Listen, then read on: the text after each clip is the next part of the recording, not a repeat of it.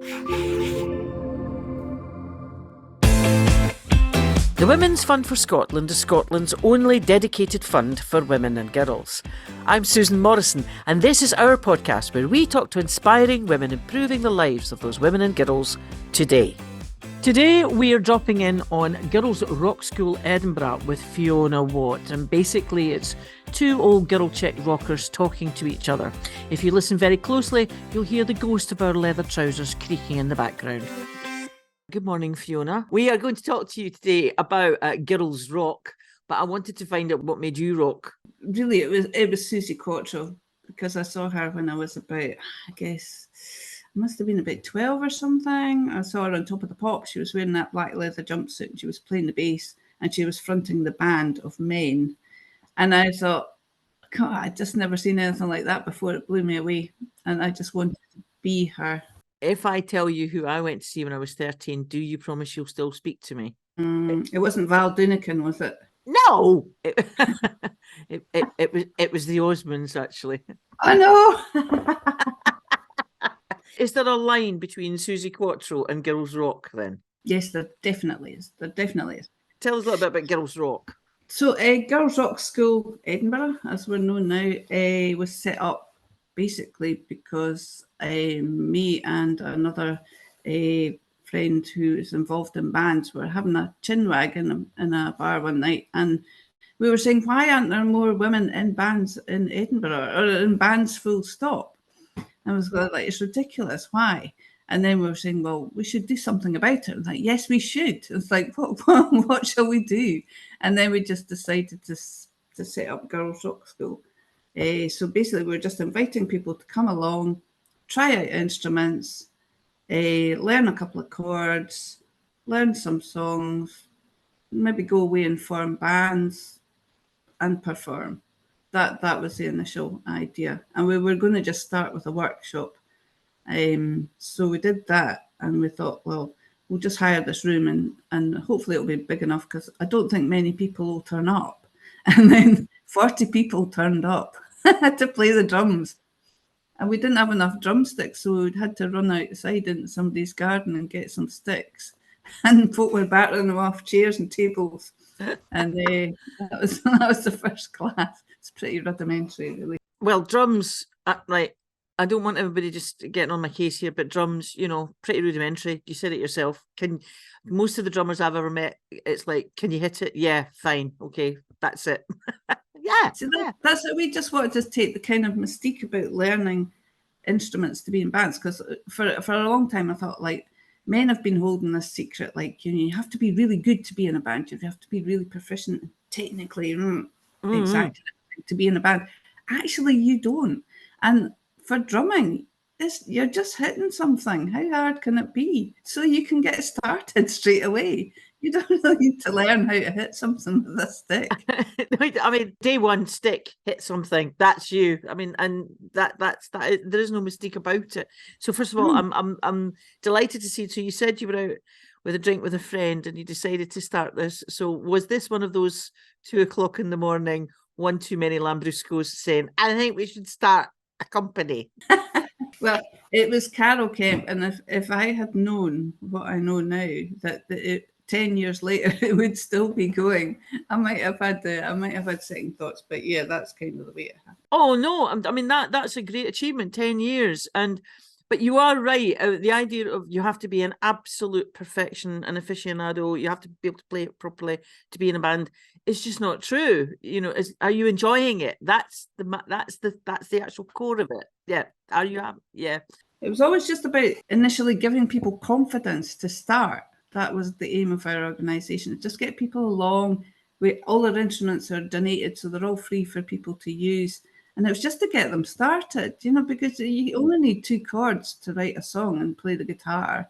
And you only need like 1 string to play the bass. And as I say, drumming's just hitting stuff. So everybody can get started at some level. But I think there was always this thing that's holding women and girls back, because it's mostly men in bands. You can't be what you can't see. So we wanted to turn that round. That's a perfect example. You can't be what you can't see. I'm always struck by the number of young women who I see in classical orchestras or classical singing, opera singing, because they can see that. They can see that. But the world of rock or popular music, they can't see it, and so they can't imagine it very well. And I think it's really important that you have these young women and girls being shown and being helped, and also being told, as you say, look, you don't have to be Eric Clapton. I don't even think Eric Clapton wants to be Eric Clapton to play the guitar in a band. You know, you can just. I mean, you said 2 chords. Is this the point where we mentioned status quo in 3? I'd just rather not talk about men and music full stop, because I think they're kind of irrelevant now. There's 1 or 2 people sneak into my record collection. There's not that many. There's been a massive step forwards in women in music, which is great, and I think it's really powerful. But at the grassroots level, what do you think young women and girls get out of being with you with Girls Rock? Okay, so just to explain that our title, Girls Rock School, we chose that to align ourselves with the Girls Rock Camp Alliance and the Girls Rock camps in the United States, but we're not really for girls. It's a global kind of network of badass women, basically, making music and trying to smash the patriarchy. We've got a great website. It's all in Spanish, but give it a go. So it is, our organisations is for 18 plus. So when I say girls, it's not school girls and younger girls. It's 18 plus. Although we do have gigs at the Wee Red that girls of age 14 can come along if they come along with an adult. And we were really chuffed when that happened, because it meant that folk could come along at the age 14 and see a bunch of badass women on the stage giving it loudly. And that can really change people's lives. Like if I had seen that at that age, I think I would have got into bands a lot earlier than I did. But when I was that age, it was men that played in bands.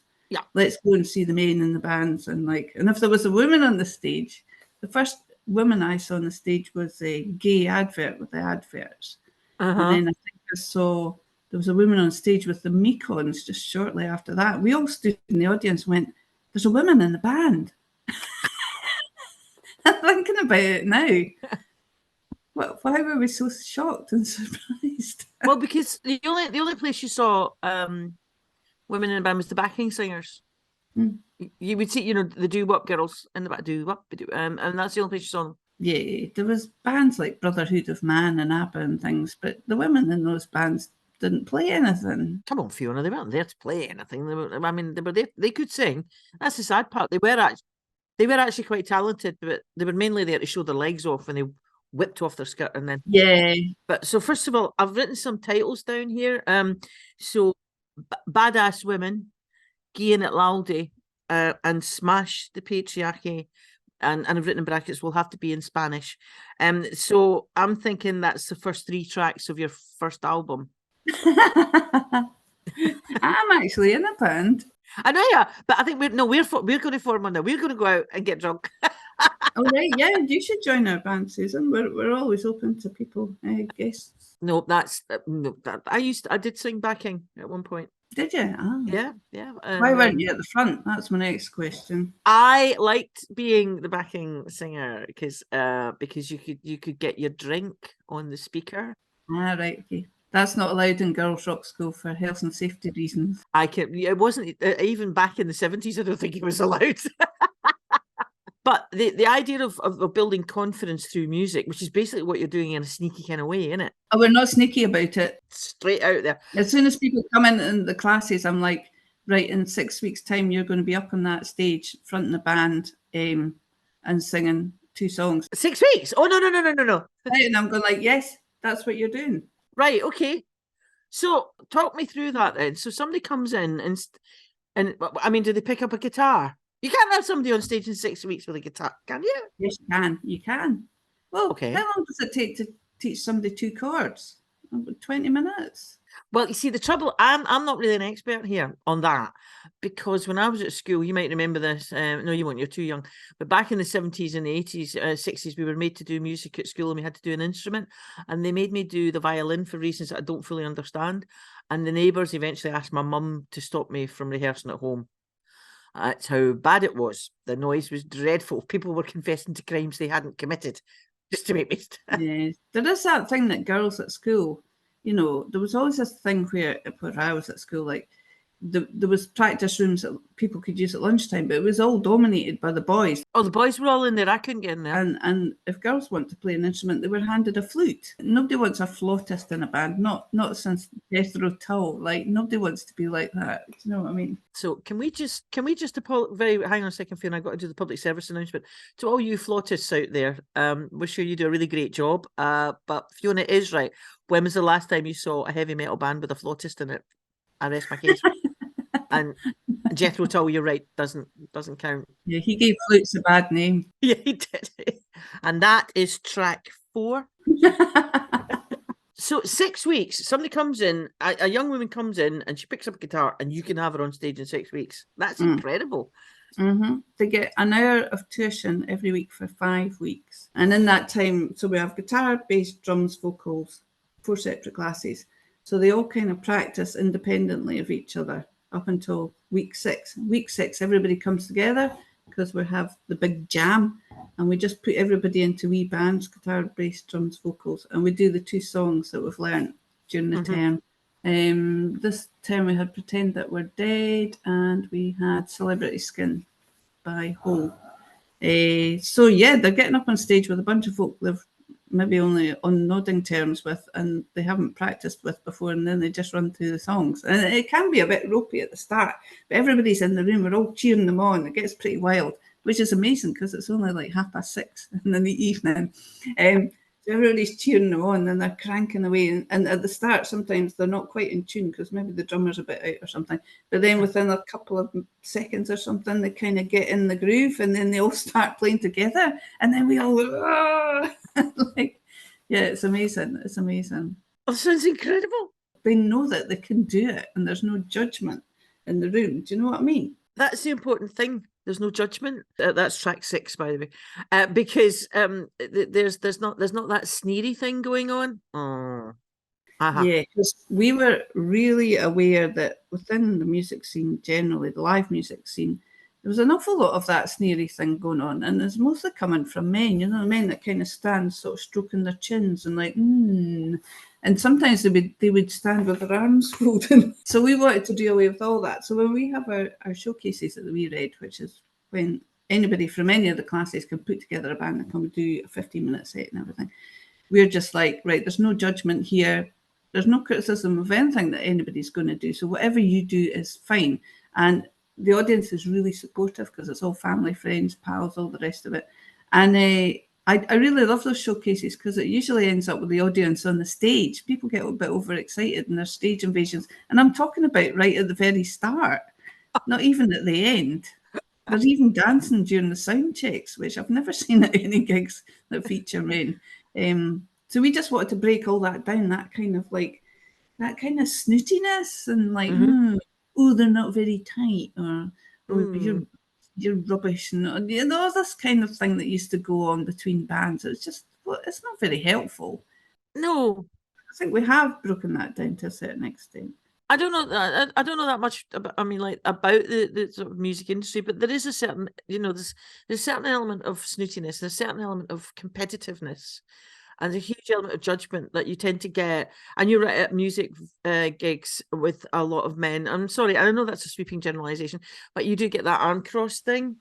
And and I never thought that helped anyone, actually, because you probably have just seen a couple of people that just started out. If you saw a gig with a young band, so no, you've got no idea. But there's also, they're not, they're not exactly the Beatles. Well, actually, the Beatles weren't the Beatles when they started out either, I imagine. Yeah, exactly. So cut some slack. And the other great thing is, of course, you can build a band and they don't have to like each other, because all the best bands hated each other. Looking at you, Gallagher brothers. But when those young women come off stage, having done that, is it a case of, whoa, conquer the world? I mean, are they as high as kites? They're totally buzzing. They're totally buzzing. And what we've noticed is that confidence thing, it doesn't matter how you impart that confidence thing to other people. Once they've got it, they take it away with them. It's like they put it on like a rucksack and they take it away and they take it into other parts of their lives. Because we know from anecdotal evidence that people have said, oh, after I did that, I did something at work that I thought I couldn't do.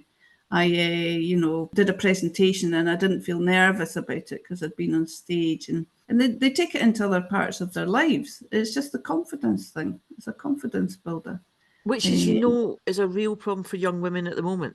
It seems to be there's a bit of a crisis out there. I think it's worse than even when I was young, honestly. Yes, definitely is. Oh, right. Okay. Yeah, I'm kind of glad to get backed up on that one. There's so much pressure on young women to look a certain way. Which, I mean, we had just 17 and a couple of magazines like that, but we didn't have this relentless, constant onslaught to look like that. And music is one of the ways that breaks that down.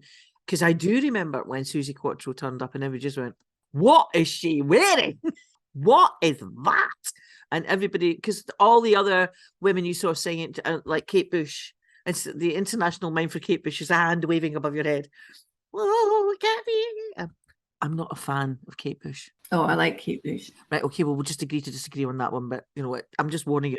I'm not really a fan of the dancing, but the music. But all that ethereal, just remind me if we go out drinking at 2:00 in the morning, not to start a fight about Kate Bush. Okay.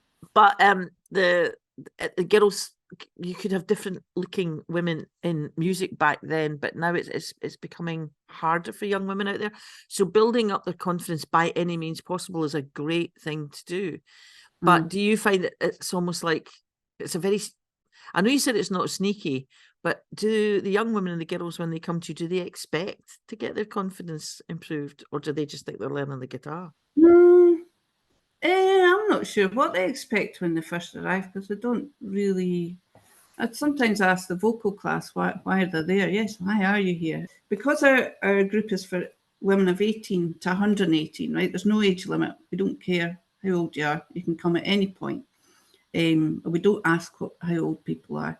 So a lot of people say, this is something I wanted to do when I was younger and I never got the chance. And that is music to my ears, because like those are the sort of women that we want to reach. It's not just young women.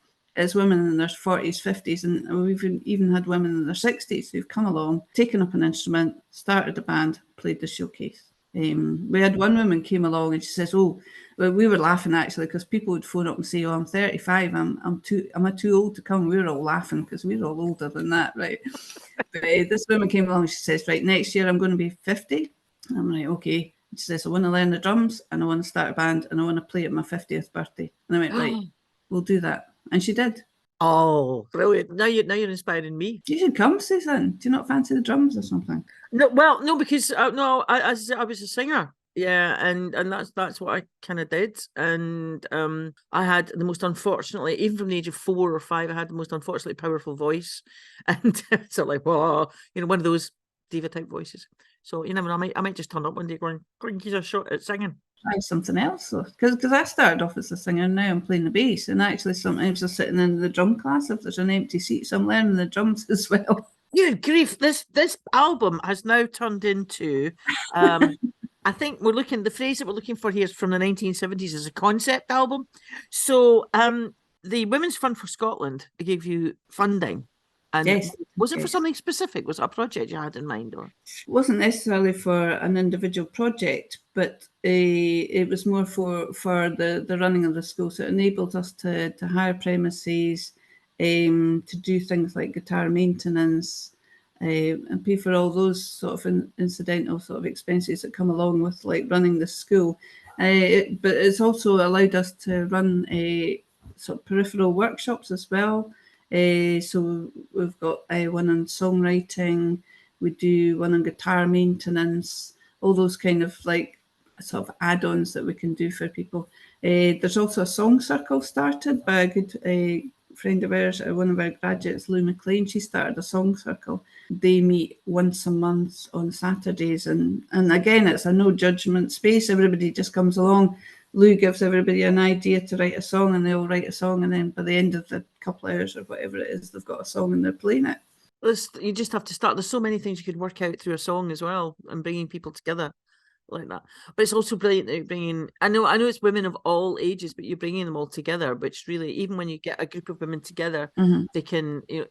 It always happens that if there's an issue or something in one of their lives, it always starts to come out, and you find that women are really supportive in that situation. So it's great that you're breaking down all of those barriers. So if you want to smash the patriarchy, through music in Spanish, do you come to your website, or how do people get in touch with you? How do women get in touch with you? We've got a website, www.girlsrockschool.com. We have a Facebook page, but a lot of people come to us through word of mouth, and we know that because like some terms will maybe get one or two Spanish people who are back to the Spanish folk, and then the next term there's like 25 Spanish people because they've all been talking about it. Or sometimes it works that way. Sometimes we have one or two Irish people, and then the next day we've got like 30 Irish people. It's great to see these kind of just different groups of people come from Edinburgh coming in, and because they bring so much, especially if they're from another country, because they bring their own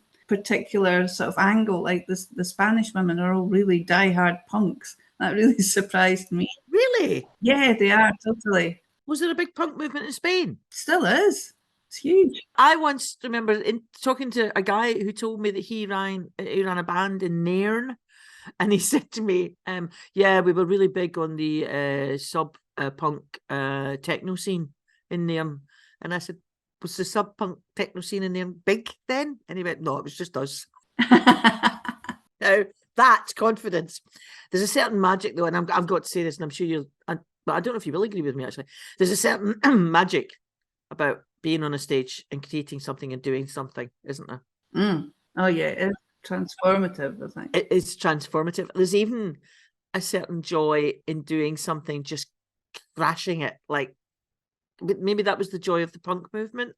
It was just do it and then figure it out later. And that's obviously a little bit of magic that you bring into women's lives. We just want folk to give it a go. And our school motto is just keep going as well. Because like if we start a song and somebody, I said like, you just have to keep going, right?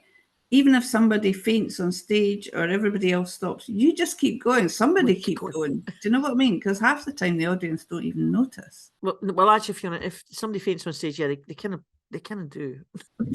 But then again, I work in comedy. If somebody faints on stage, it's usually the comedian. So the audience will go, somebody's lying over on stage. That looks a bit weird. Well, you've inspired me to look out my tambourine. You should come at the school, Susan. We'd love to have you. Thank you so much, Fiona. This has been such a joy. I'm away to practice my singing now. It's been great to talk to you, and thanks again to Women's Fund Scotland. Well, thank you. Thank you for joining us and listening to this story. I hope you've been inspired.